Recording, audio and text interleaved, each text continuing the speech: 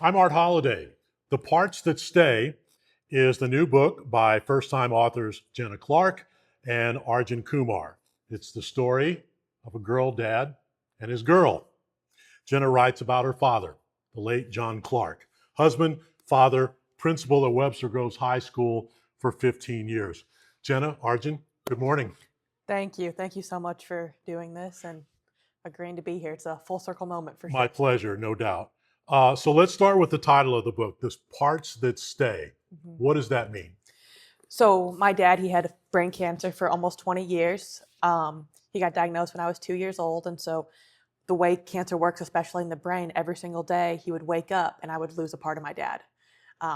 All that being said, he was still very much the same John that he was from birth until now. And so it's celebrating the parts that stay because he couldn't control what he lost.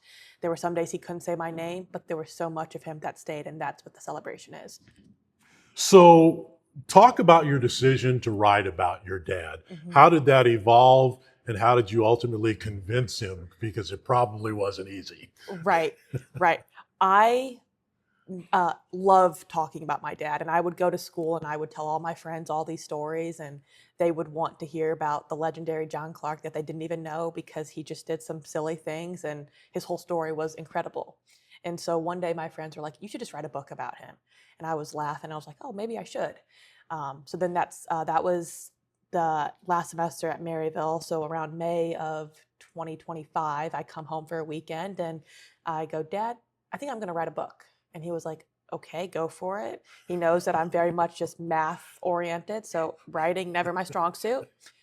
He goes, "Okay." And I go, "And it's going to be about you." Instantly. "No, no, no, you're not doing that. Nobody wants to read about me." And he knows where this is going, right? So I think about it, start coming up with some ideas. I, was looked for some engineering internships, but I knew I wanted something that was online so I could be at home because I knew that his diagnosis was getting worse, and so I wanted to be at home. Didn't find anything that I fell in love with, and so I also didn't want to sit at home with my dad and him think, "Oh, now you're sitting at home because of me," right? And so I wanted to be able to do something with him, still work and make those memories, and so it became something for me, even if he didn't want that. And then once again, because he knew and I knew that we can speak numbers, we can't speak English. We called in the professional. So Semi-professional. Well, it's a good time to bring you into the conversation, Arjun. How did you get involved, and talk about your role in helping create this book? Well, very similar to Jenna talking to her friends about writing a book. She talked to me about it, and she wanted to do it with me for the reasons she said. And I wanted to do it. I studied English in school, and writing a book is, a dream for a lot of people. And also, her dad is one of the best person in the world, and I'm his one and only nephew, which means by default I'm his favorite, which I take pride in. I spent a lot of time uh, in the summers with Jenna and with Uncle John, and his passing was very hard for all of us. But this book was a great way to honor him, and I'm so glad that Jenna asked me to do it. I'm so proud of what we've made. yeah. And Arjun, he would basically live with us in the summer, and I was playing softball, and he would just travel from state to state in the 95-degree heat, and his prize for doing that was a funnel cake normally, and Which I it accept. was it was awesome. But we've always dreamed of like working together. He's my cousin, but we act more like siblings, and it was always FaceTimes for 3 hours. We need to start a company. I want to work with you. Like we need to be able to work together forever because we were just inseparable. And so this was like the first of that and a dream come true for that. And so it's been a lot of fun. So, obviously, part of the process is interviewing your dad. Hmm. How many interviews do you think you did? A lot, a lot. And it was mostly just conversation. And my dad loved to tell stories. He always wanted to tell stories. He always wanted to interview me and then talk about himself as well. And so every single night before bed, he would tell me a bunch of stories. And after every single game, he would want to interview me. And he'd always end it with, "Back to you, Jim." And I think he wanted to be Art Holliday. I think he watched the news a lot. And I think that's what his dream was. And so he lived that through John and Jim. So we talked a lot, and I just had a lot of stories from his life and things that he forgot about. So I would talk to his sisters and his parents and just people close to us. But every single morning I would sit and I would read to him what I had written. And he was on hospice at this time, drinking his coffee, watching the news a little bit. We would write, we would argue about, okay, that's not what happened, right? I won this game, you didn't win this one, and we'd have that banter back and forth. And then he would take a nap, I would go write for a couple more hours, fix what he thought was the truth. And then, meaning fix, I would put a comment at the bottom of Jon's take on what happened versus mine. Then I would go back and I'd read it to him some more, and that's how we did every single day. And so we got to relive pretty much his entire life together. And at the time, I never thought that it would be a book that I could hold in my hand. It was a gift to myself I want to be by my dad and work, right? It has turned out to be the greatest gift to myself because I got to sit down with him every single day, relive my entire life, his entire life, bring back all these memories, learn about him, and get to tell him how much he meant to me at every stage of my life. I got to tell him from when I was 2 years old to 21 how he impacted every single one of my days. And it was not the awkward conversation of, hey, Dad, you're on hospice, you're gonna die, let me tell you what you mean to me. There was nothing left unsaid, and we both got to do that together. And so that is the greatest gift to myself. So that being something I can actually hold is just the cherry on top. Was there something that you learned about your dad during the course of these conversations that surprised you in any way? What surprised me the most is, and going back to the title, there was so much of him that he was the same from when he was young. He was still that same competitive person, still that same kind-hearted person. And I always wonder what the cancer, if he didn't have cancer, what of him would have changed. And I don't know if there would have been a lot. And so one of my favorite stories that I learned from my grandma during this whole process is he was 4 years old and my grandma took him to the Easton grave where he's now been buried, and they were visiting some relatives, and my dad picked up some flowers off of a grave and put them on another grave. And my grandma was like, Jon, what are you doing? Like, you can't touch those, because she thought he was stealing them. And he looks at her and he goes, but Mommy, they have so many flowers and this person doesn't have any. I just want to share. And he was 4 years old, right? No comprehension of what he was doing. And to my grandma, like, can't be mad. Like, you're right, leave them. And so he was 4 years old then, right? So much of him has stayed. And so it's hard for me to know what would he have been like, but I got a very, very good idea of that was not because of the cancer, that's because of him. So when you reached out to me to do have this conversation about writing this book in tribute of your dad, it just reminded me of how long our families have been connected. Your dad and my wife were colleagues at Webster Groves High School. Your mom and my wife are best friends, and our daughter back in the day babysat you and your brother, Jacob. And then as a TV reporter, once Jon's story started to permeate throughout the community, I reached out and asked if he was interested in doing a television story, because he was obviously very well known in the Webster Groves community. And we wound up doing a TV story that you all have saved for a number of years. And we're going to take a look at that right now. You know, St. Louis students aren't the only ones heading to class for the first time this year. This is also the first day of school for University City students and those in Webster Groves. Dr. Jon Clark, the principal of Webster Groves High School, is teaching his students an unintended lesson on what Clark calls bumps in the road. Well, it's always my favorite time of the year. Just, you know, getting the kids back for the first time, seeing the excitement / nervousness of the kids coming in. You know, working with the students, without a doubt, the best part of this job. Even at sunrise, there's plenty of activity at Webster Groves High School. Runners running. Cheerleaders cheering. Everything working out all right? So far, so good. Photographers preparing for senior pictures. And Jon Clark seems to be everywhere on senior registration day. You guys are trying to make me nervous early in the morning, aren't you? Dr. Clark has good reason to be nervous as he prepares for his 4th year as principal at Webster Groves High. You know, Benicia and I received some tough news last March. that I had a tumor in my brain. It all started with a table tennis game on Clark's 40th birthday against his brother-in-law. He didn't beat me, but he almost beat me, and I knew it was time to get my eyes checked. She said, "Your eyes are great, but your eyes are not connecting to your brain, and you need to get to a neurologist immediately." He goes, "Venetia, we're not going on a cruise. There's something seriously wrong with me. I either have a stroke or have a tumor." And I was just in disbelief. You know, I have to prepare for possibly the worst case, even though I do believe I will get through this. It's been very emotionally scary for me. I can't even begin to describe. I go visit Pity City every once in a while. My older son, Jacob, is 5 years old, and he's very perceptive, so we knew with him we were going to have to sit down and explain everything to him, or he'd just keep asking. So somebody had the foresight to give me a book about Charlie Brown and a friend going to the hospital with cancer, so we read him that book. We told him exactly what we were going to do and when we were going to do it. Jenna, she's 2 years old, just pretty much said, "Dad's got a boo-boo." We pointed to his head, and then she proceeded to say, "Well, I have a boo-boo," and she kind of put some humor into it for us. Despite brain surgery, radiation, and increasingly higher doses of chemotherapy, Jon Clark has only missed 5 days of school. I think I'd become very depressed if I didn't come here. In fact, the doctor suggested that I take some time off. Really the best medical treatment for him, besides the radiation, the chemo, and the surgery, was for him to get up every morning and feel like he had a purpose, and feel like that he owned his life and that the quality of his life continued.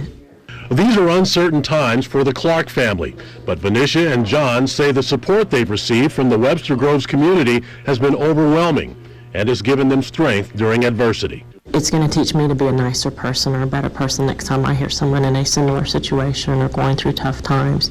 By no means are people encouraging me to feel like I have to be here at work all the time. But it's the support I'm receiving from the school community that makes me want to come here every day to work. Perfect. All right. Good work. Jon and Venetia Clark want to thank the staff at Barnes-Jewish Hospital, where Dr. Clark is being treated, and as they indicated in the story, they're extremely grateful for the support they're receiving during a very challenging time for their family. He's inspiring not just to the students, but for all of us. Well, he asked me, why do you want to tell this story? And I said, I think people will be inspired by it. I was asked to speak to the freshman students at Webster earlier this year, and Dr. Clark was there doing his job. And I thought, if these kids have to be inspired by this, and I think the rest of the St. Louis community would be inspired as well. And the fact that he wondered why you wanted to do it. What a cool guy. So, did that TV story have any particular meaning to you? Yeah, so that was the first time that I had seen that. And when it first came out, I'm assuming it was you gave us a DVD disc, and it was like the entire segment, not just that clip. So I took it to the library in the process of writing this book, and that was the first time I saw it. And I had not heard my dad speak that clearly in a very long time. My mom, she moved back from Arkansas. She's got this like Southern accent. And so it was interesting to see that dynamic, but then just how long the process was. And once again, same Jon of, I'm not doing this. He was always like that and all the things that he did. But it's cool to see the similarities of how much is still there, even though that was almost 20 years ago. So, Arjun, what has this journey been like for you? You're related, so that's one connection.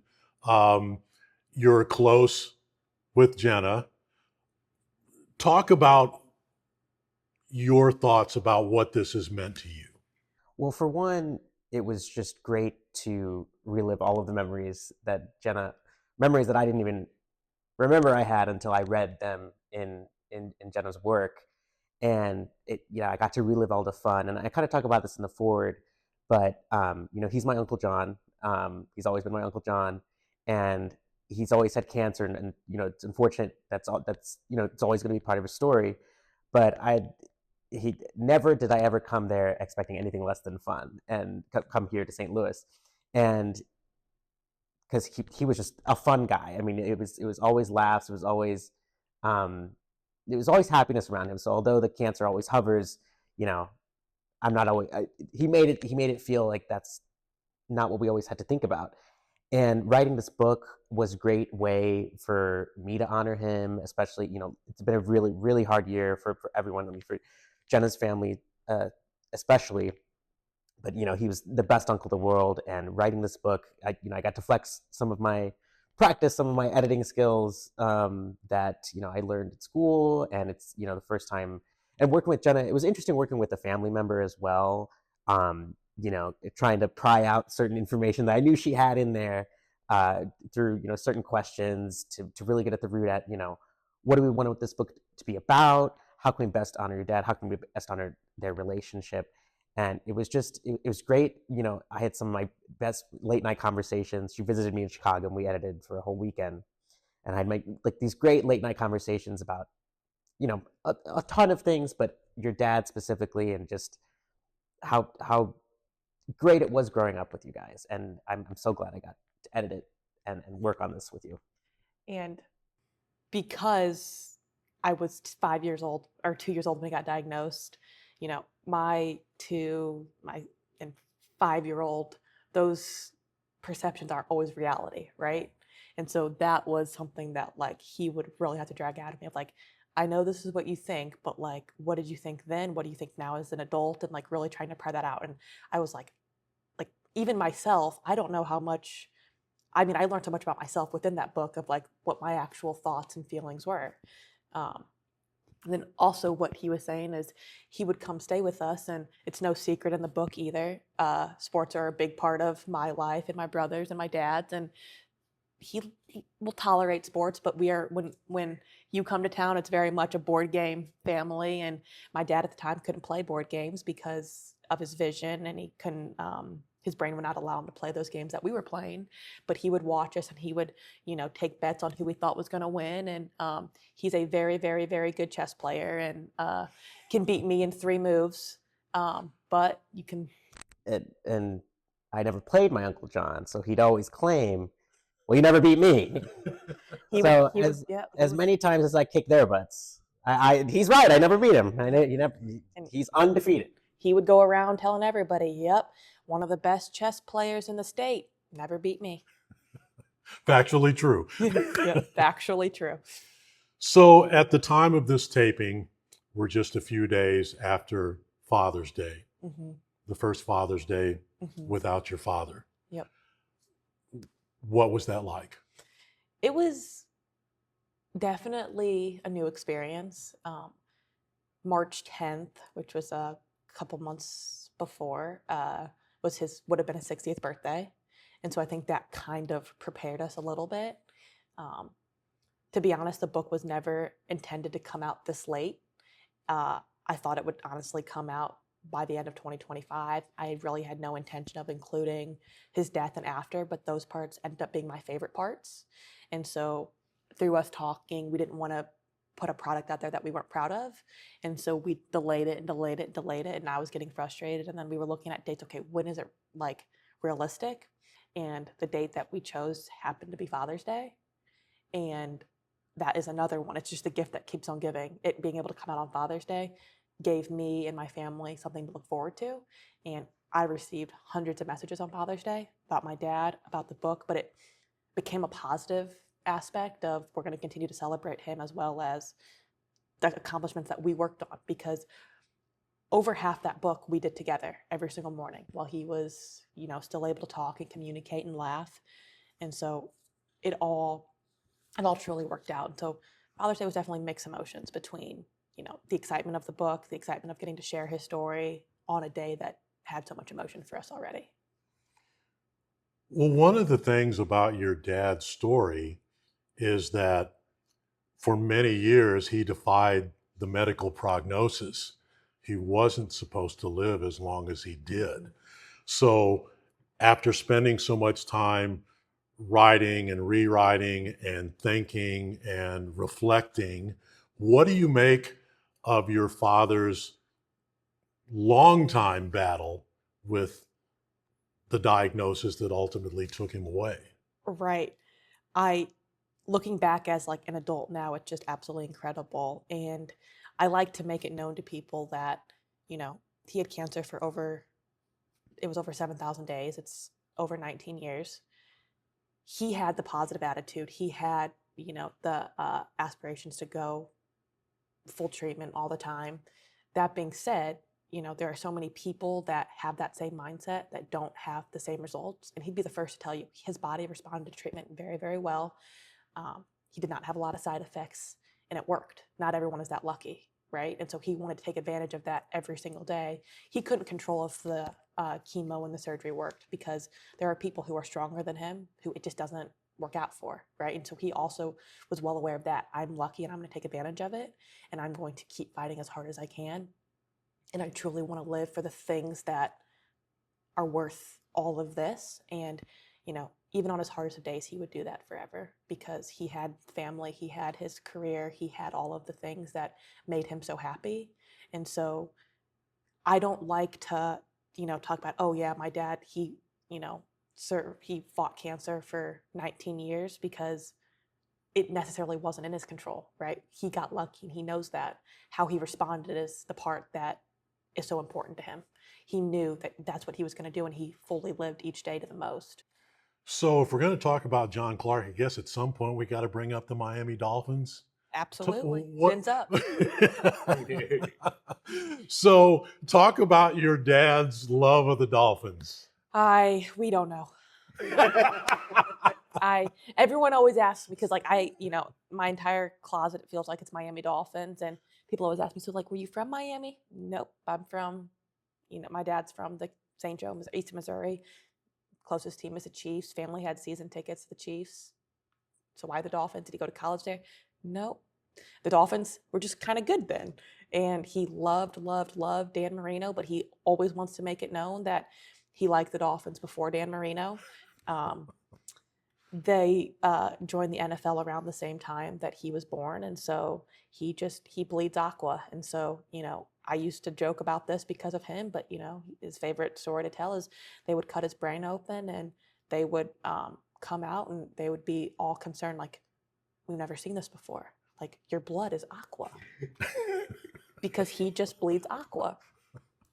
Don't understand, you know, the biggest fight that me and him ever had was because I said I wanted to be a Patriots fan. And he wasn't mad that I didn't like the Dolphins, but I wasn't allowed to root against the Dolphins. Now I'm 100% a Dolphins fan, because I understand, you know, the meaning of being a true Dolphins fan. But yeah, it's been a rough times for Dolphins fans. It would probably be an understatement to say that sports has been a huge part of your dad's life and his connection with his two children. Talk about his sports background and ultimately what it has meant to you and Jacob. Yeah, so he grew up, played all the sports, lived on a farm, would wake up at 4 a.m, help his dad, you know, milk the cows and do all of the farm work. And so he was always active. You know, he'd ride his bike around town with his shoes off, put his boot on, and there'd be a mouse in there, you know, just very active all the time. Didn't know how to calm down. Grows up, plays a lot of basketball. His dad was his high school coach. There's a lot of stories with that of, once again, who was right and who was wrong, and that father-son dynamic. His sister was in the Hall of Fame for their high school where they went. She was the first Missouri Show Me Player of the Year when they started doing that. She's in the College Hall of Fame. They went to the same college. They had the same number, and so her jersey's retired, and it's up in the gym, and it says Clark 20, which was also my dad's number. So he tells everybody, look, my jersey's retired. Okay, once again, it's factual. Okay. Well, his number's retired. His number's because retired, that right. wasn't his jersey. Correct.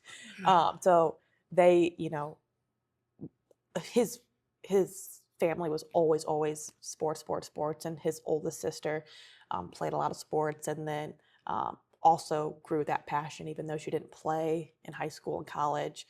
They would do projects together based on the Dolphins and all of those things. And then he went on to coach high school basketball, became a principal, still loved the game, would coach me and my brother on the side, but he was never my head basketball coach, which was probably for the best because I'm like so similar to him to a fault.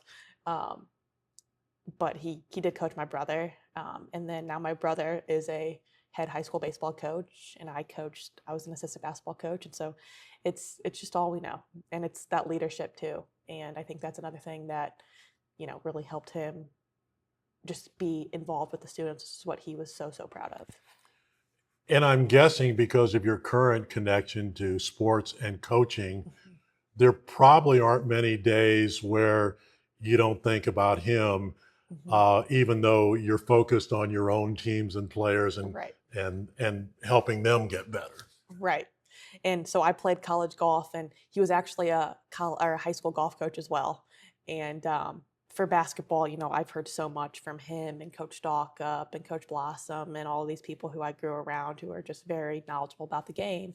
From a golf perspective, I feel like I'm better than him, but I still, even today, I just hear all of his thoughts of like, I know, okay, my dad would tell me not to hit this shot, but I'm going to anyways, and I have to go if I do well, I'm going to look at him like, told you so. If not, it's going to be, well, here's my rationale. And so absolutely. And he might, towards the end of his life, he obviously wasn't coaching a sport, but you couldn't take the coach out of him. He was going to let you know. And we have so many videos of Jacob coming home after a game, and my dad just like, what were you doing here and here and here and here? And it's awesome. So anyone who's attempted to write a book can tell you how hard it is. I have a crappy first novel in a box in my basement, so I know firsthand. You've accomplished it. Are you proud of yourself? Very proud. Once again, it started off as a way to spend time with my dad and kind of trick him into reliving all of these memories. And he, like I said, he always wanted to tell all these stories and record them because he couldn't write. So I'm like, if we're not going to video record them, we can do both at the same time, kind of. I think, we live in a day where it's very accessible to be able to write a book. I am a very ambitious person where, similar to my dad, if I have an idea, I'm going to go for it. And so it was no surprise to anybody in my family that when I said I was going to do it, that I was going to attempt it and do that. The product is so much better than I envisioned in my head, and very much thankful to Arjun for taking his experience and very much helping me tell our story. So you get the final word. What else do you want to say about Jon Clark? I don't know. Back to you, Jim. I mean, I don't know. What do you got? I just can't emphasize enough, like, my Uncle Jon is the uncle. We all love him so much, obviously, and it was just, it's been devastating, and this book has just been the best way to honor him and his legacy, in so many different things: coaching, education, as a father, as a principal. I'm so glad, and I feel like he's definitely in that book, in word and in spirit. The name of the book is The Parts That Stay. Jenna Clark, Arjun Kumar. Well done. Thank you. Thank you.